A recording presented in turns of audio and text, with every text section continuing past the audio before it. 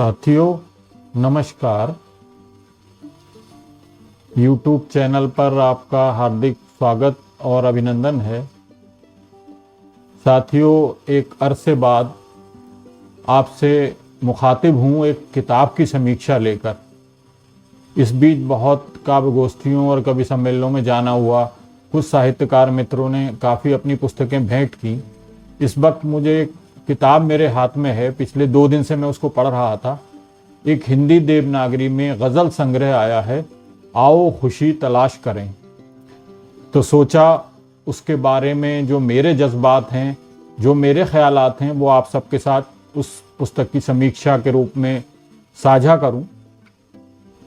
जैसा कि मैंने बताया, गज़ल संग्रह का नाम है आओ खुशी तलाश करें और इसके जो रचयिता हैं, जो शायर हैं, वो बहुत वरिष्ठ रचनाकार मुरादाबाद के आदरणीय श्री ओंकार जी हैं। ये पुस्तक मुरादाबाद के ही एक प्रकाशन गुंजन प्रकाशन से प्रकाशित हुई है। वर्ष 2022 में, यानी पिछले वर्ष ही इसका पहला संस्करण आया है और 142 पेज की ये पुस्तक है, जिसका मूल्य है 250 रुपये।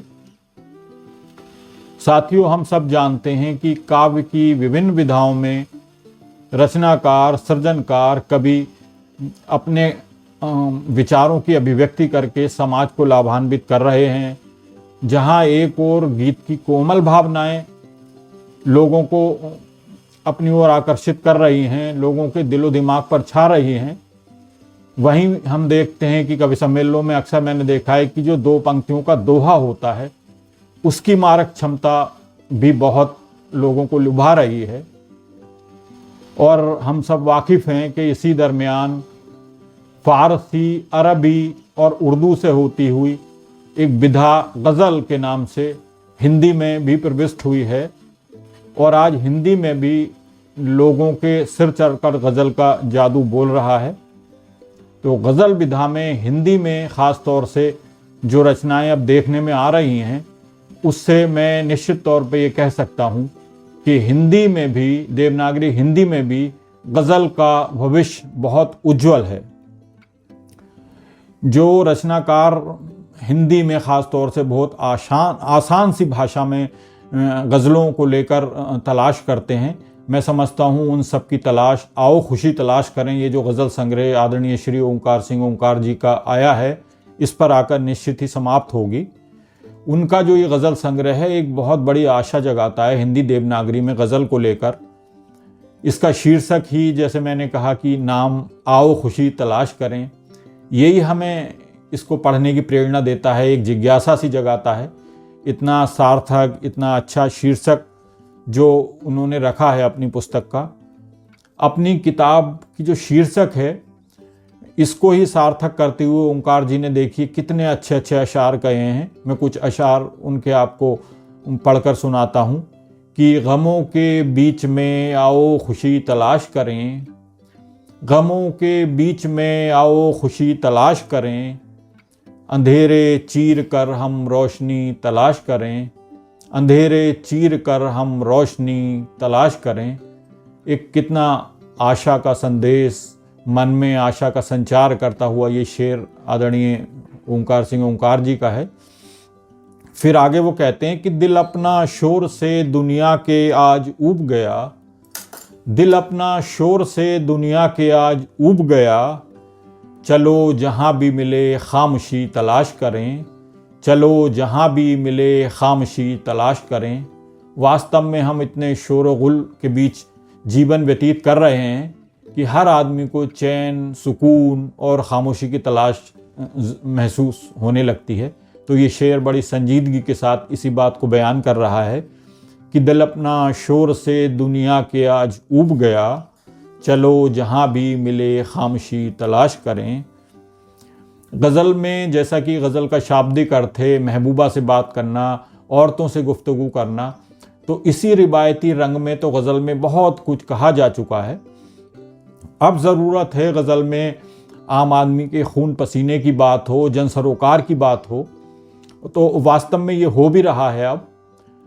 और श्री ओंकार जी के पूरे गज़ल संग्रह में भी मुझे ज़्यादा जगह यही सब दिखाई देता है। जन सरोकार से जुड़ी हुई बातें कहीं कहीं वो रिवायती हुए हैं, लेकिन मूल रूप से जो उनका कहने का ढंग है, जो उनकी शैली है, जो उनके मफहूम हैं, वो इन्हीं जन सरोकारों के आसपास घूमते हैं।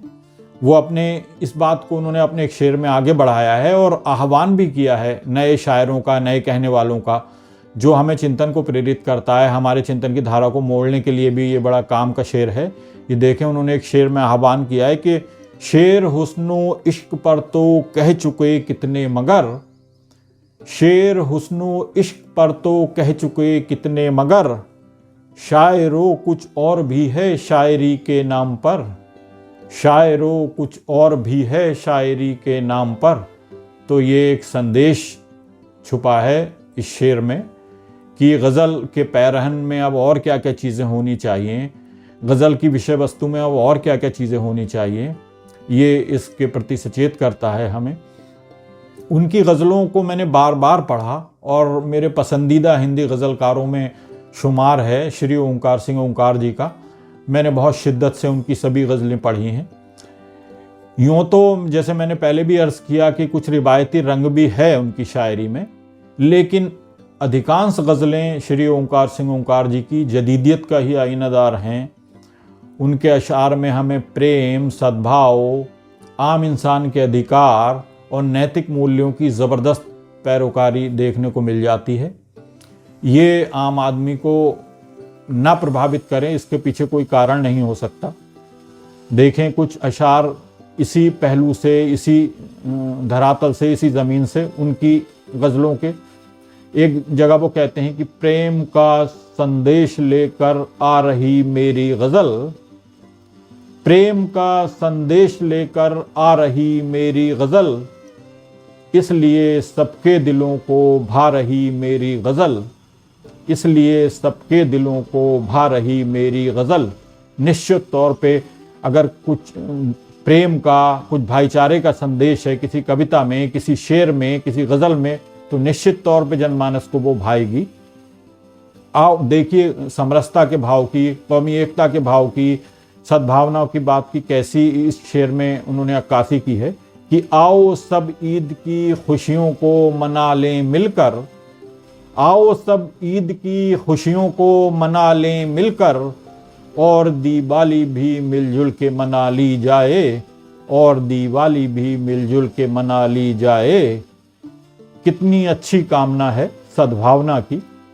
और एक उनका मक्ता है, ये भी मुझे बहुत पसंद आया कि कर ले जनता की वकालत आज से ओंकार तू, कर ले जनता की वकालत आज से ओंकार तू, ये कलम रुकने न पाए जुल्म की तलवार से, ये कलम रुकने न पाए जुल्म की तलवार से। कलमकार के पास, रचनाकार के पास जो बड़ा कुछ हथियार है वो कलम है, वही चलती रहे, उसकी धार तेज रहे, यही एक कामना है। और छीन कर सुख दूसरों का अपना सुख चाहे नहीं, छीन कर सुख दूसरों का अपना सुख चाहे नहीं, ऐसे सुख की कामनाओं का दमन करते चलें, ऐसे सुख की कामनाओं का दमन करते चलें। कितने सकारात्मक विचार कवि के, रचनाकार के, शायर के। सच में वही सच्ची शायरी या कविता है जिसको पढ़कर दिल आह या वाह कर उठे, बार बार उद्वेलित हो जाएं, हम कुछ सोचने को विवश हो जाएं। ऐसा ही चिंतन आदरणीय श्री ओंकार सिंह ओंकार जी की गज़लों का है इस संग्रह में। अक्सर देखने में मैं ये आया है कि कुछ रचनाकार अपनी रचनाओं में कहीं कहीं दार्शनिक होकर बहुत भारी शब्दों का प्रयोग कर बैठते हैं। तो होता यह है कि वो भारी शब्द आम पाठक की, आम श्रोता की समझ में नहीं आते। इससे मैं समझता हूँ कि कविता का जो उद्देश्य है वो डिफीट होता है, वो हारता है। तो ऐसा नहीं होना चाहिए। और गज़ल को भी तो वैसे ही सिन्फ़ नाज़ुक कहा जाता है। ये बरतने का, इनको लफ्ज़ों को बरतने का इसमें बहुत सावधानी की ज़रूरत होती है। बहुत ज़बरदस्ती करेगा अगर कोई, शब्दों को ठूंसा जाएगा तो गज़ल अपनी मौलिकता खो देती है। ये खूबी मुझे गज़ल संग्रह में आदरणीय ओंकार सिंह ओंकार जी की नज़र आई कि उन्होंने शब्दों के साथ कोई ज़ोर ज़बरदस्ती की नहीं है। बहुत सहल ज़ुबान में आम जो स्वाभाविक रूप से शब्द आ रहे हैं वो आम बोलचाल के उर्दू के शब्द भी हो सकते हैं। बड़ी रवानी के साथ उनकी गज़लों में प्रवाहमान मुझे दिखाई देते हैं। वो शायर, इसीलिए मैं उनको आम आदमी का शायर कह सकता हूँ, श्री ओंकार सिंह ओंकार जी को। उनके सभी शेर आम आदमी से सीधा संवाद करते हुए दिखाई देते हैं। देखिए, आसान ज़ुबान और काफ़िए कुछ शेर और मैंने चुने हैं उनके संग्रह से। इसकी जिसकी मैं पैरवी उनकी विशेषताओं की कर रहा हूँ, वो इससे साबित हो जाएगा। कुछ आसान ज़ुबान के और आसान काफ़ियों के उनके शेर यहाँ देखें कि हम नई राहें बनाने का जतन करते चलें, हम नई राहें बनाने का जतन करते चलें, जो भी वीराने मिलें उनको चमन करते चलें, जो भी वीराने मिलें उनको चमन करते चलें। और नफ़रतों की आग से बस्ती बचाने के लिए, नफ़रतों की आग से बस्ती बचाने के लिए, प्यार की बरसात से ज्वाला शमन करते चलें, प्यार की बरसात से ज्वाला शमन करते चलें। देखें, ये कितनी जन कल्याण की प्रबल भावना उनके शेरों में है। कुछ और शेर जो इसी बात को और आगे बढ़ाते हैं उनके संकलन के, मैं देखिए आपके सामने उनको कोट करता हूँ। ये हर शेर उनका हमें अपने से जुड़ा हुआ नज़र आता है, आम आदमी की बात करता हुआ, सद्भावना की बात करता हुआ, देश प्रेम की बात करता हुआ, नफ़रत को दूर भगाने की कामना करता हुआ।